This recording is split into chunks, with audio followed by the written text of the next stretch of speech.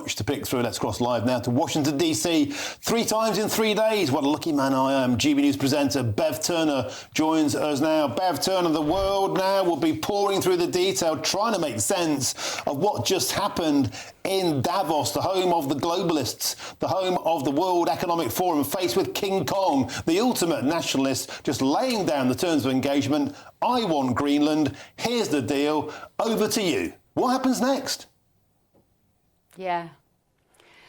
Well, what happens next, Martin, is a very good question, because we're all still digesting what we've just heard. And actually, Donald Trump's speech was pretty much what we might have expected. It was a combination of domestic policy. He obviously started with his wins. He started with a bit of a joke about the fact that it's a room of my friends, and then he paused, and some of my enemies.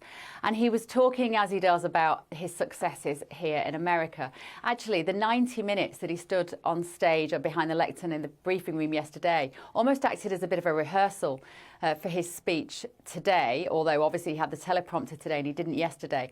But he was keen to lay out the economic success of America. He's very proud of that. He never gives up an opportunity to talk about the conflicts around the world that he's solved. And then he tackled the elephant in the room, which is, in a way, which is a point of difference that he has with other people at Davos. A lot of people there are very polite. They're all on the same message. And he just comes in and he said, should we talk about Greenland? He said, I wasn't going to mention it, but I thought I might basically get a bit of stick if I didn't. So then he talked about Greenland. And it was very difficult to argue with his logic. I'm sure Paul Richards would do a very good job of trying to do so. But he reduced it to national security. He actually said this isn't about the rare earth minerals, which is one of the speculations that we've all been talking about as to whether that's part of the logic of wanting Greenland. He said it isn't about the rare earth minerals. They're hundreds of feet underneath the ice, he said. It was almost like they would be quite difficult for them to access. He said this is just about national security. And in fact, Mark Rutte, you just mentioned, Martin, has spoken at Davos, and he has agreed with him. And he said, we do need to do more to protect the Arctic effectively from Russia and China. I think he probably nudged the dial in the direction in that room that he wanted people to go. And actually, it's not just what Trump was saying. It's worth digging out the footage, and we might look at it on the Late Show live tonight, actually.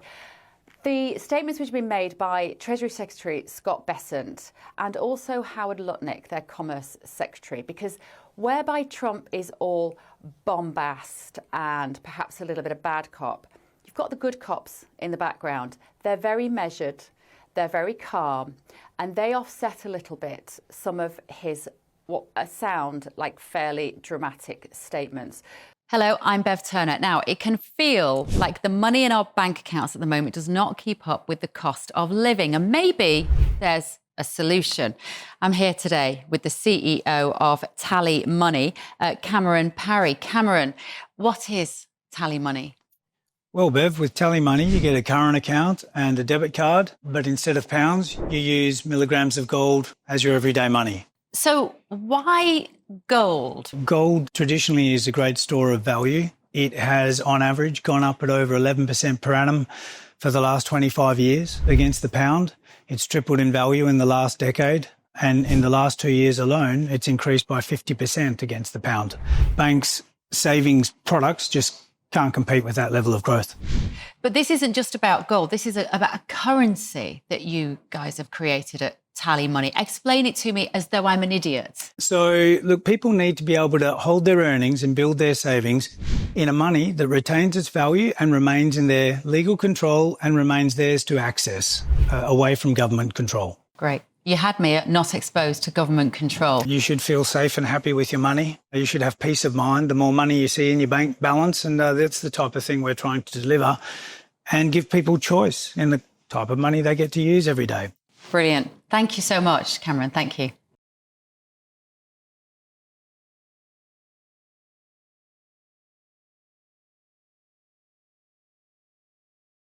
Although in terms of drama, Martin, the fact that Trump did say there, I won't use force, That, I think, came as a surprise to people. Not that he wouldn't use it. I don't think any of us who are watching him closely thought that he would actually use force against Greenland. But the fact that he's admitted it at this stage of the negotiations is quite unlike President Trump, because he normally is on the front foot for quite a lot longer when he's trying to get what he wants. So he did row back on that.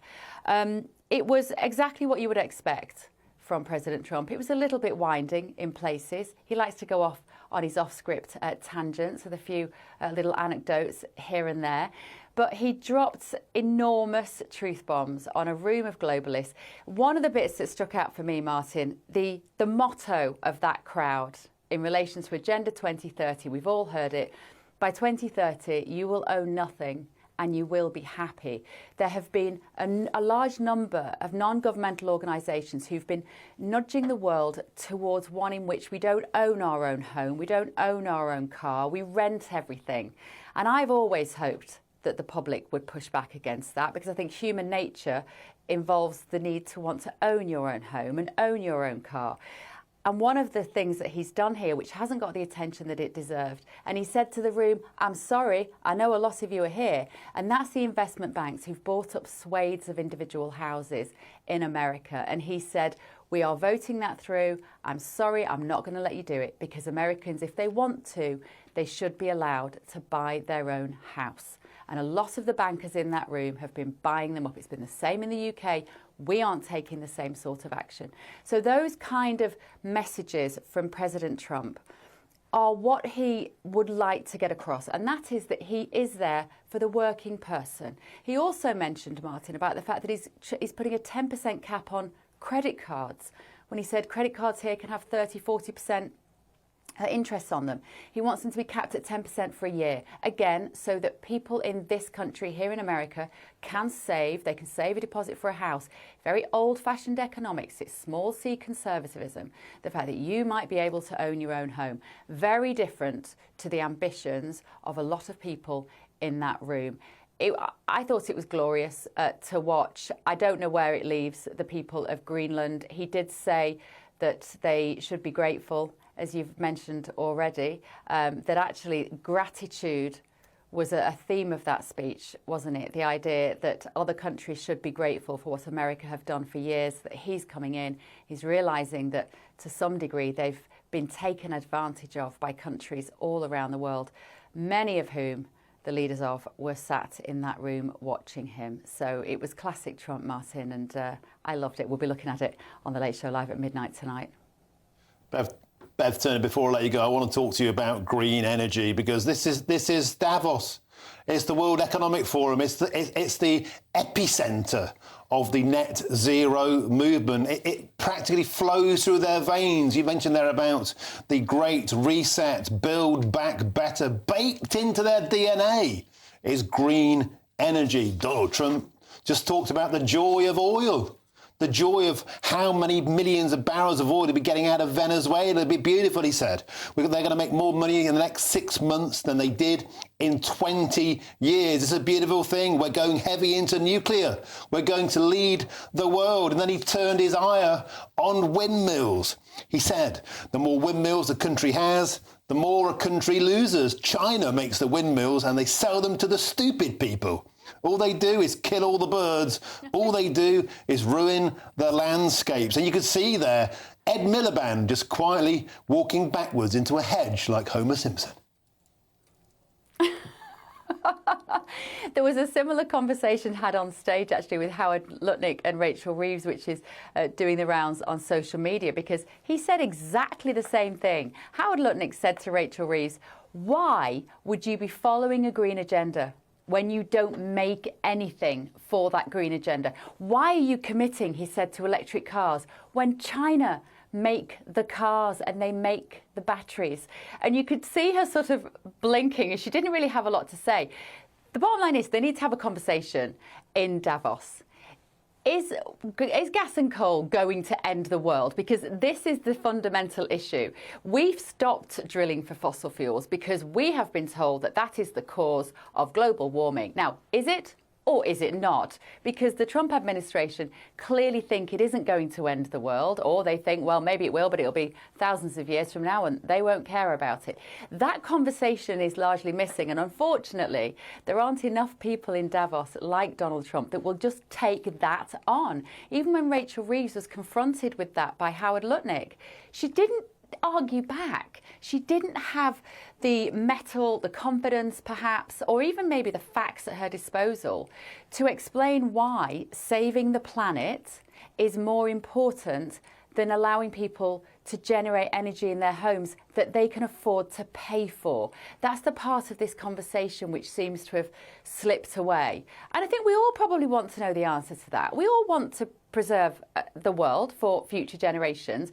But where are we at? Because Trump has come in and he's just put a massive cross through the idea that global warming is caused by carbon. They don't even engage in that conversation here in America. They clearly have concluded that that is nonsense, that the science is not there to back that up, whereas Europe is still very much on board with that. They subscribe to the religion, Martin, because that's what it is, of the eco agenda. And it's made a lot of people in that room a huge amount of money. It's been a reason to add an eco premium on products, on services for the last 20, 30, possibly 40 years.